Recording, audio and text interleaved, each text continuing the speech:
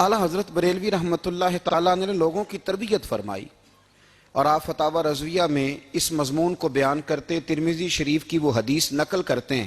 آپ فرماتے ہیں مسلمانوں اس حدیث کو یاد کر لو، اگر تم اسے یاد کرو گے تو مضبوط ہو جاؤ گے۔ حدیث کیا ہے؟ نبی کریم صلی اللہ علیہ وسلم نے فرمایا اگر سارے انسان مل کے بھی تیرا برا کرنا چاہیں تو جب تک رب کی مشیت نہ ہو وہ تیرا برا کر نہیں سکتے۔ اور حضور صلی اللہ علیہ وسلم نے فرمایا اگر سارے انسان مل کے تیرا بھلا کرنا چاہیں تو جب تک رب کی رضا نہ ہو تیرا بھلا ہو نہیں سکتا۔ تو اعلیٰ حضرت فرماتے ہیں اس چیز کو ذہن میں بٹھاؤ، مسلمانوں اپنا رجوع اپنے رب رسول کی طرف مضبوط کرو۔ یہ کیا بات ہو گئی کہ میں اس سے بھی ڈر رہا ہوں، میں اس سے بھی ڈر رہا ہوں، وہ بھی میرے پیچھے لگ گیا۔ فاضل بریلوی رحمۃ اللہ علیہ ان چیزوں سے منع فرماتے تھے، آنے والی نسلوں کو بچانا ہے، اور فرمایا کرتے تھے رب کی رضا پہ جو راضی رہتا ہے اللہ اسے سکون والی زندگی عطا فرماتا ہے۔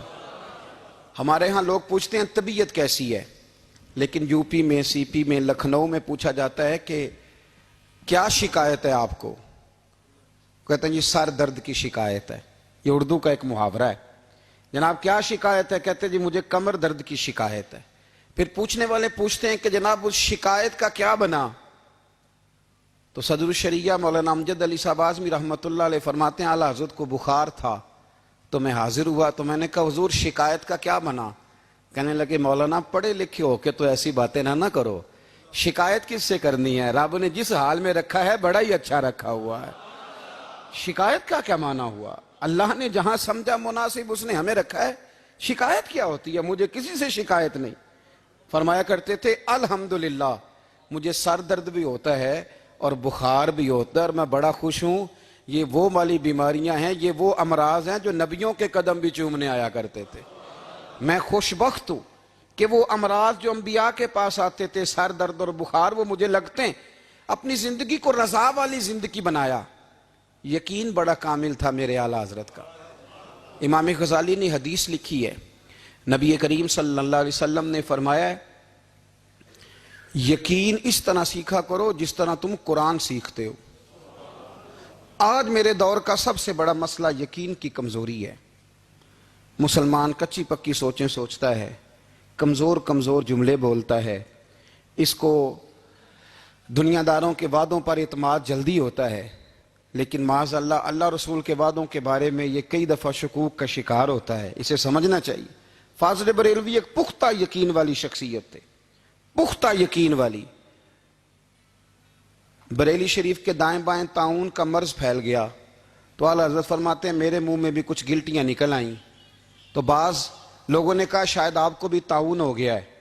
اعلیٰ حضرت رحمۃ اللہ علیہ فرماتے ہیں جو سب سے بہترین طبیب تھا وہ لایا گیا، اس نے میرا منہ دیکھ کے گلٹیاں دیکھ کے کہا خو آپ کو تو طاعون کا مرض ہو گیا ہے۔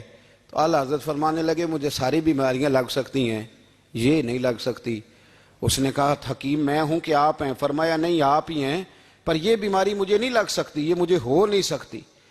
اس نے اصرار کیا تو اعلیٰ حضرت رحمۃ اللہ تعالی علیہ اس کو کہنے لگے میاں تو جو مرضی کر لیکن مجھے طاعون کا مرض نہیں ہو سکتا، یہ بات طے ہے۔ وہ ناراض ہو کے چلا گیا۔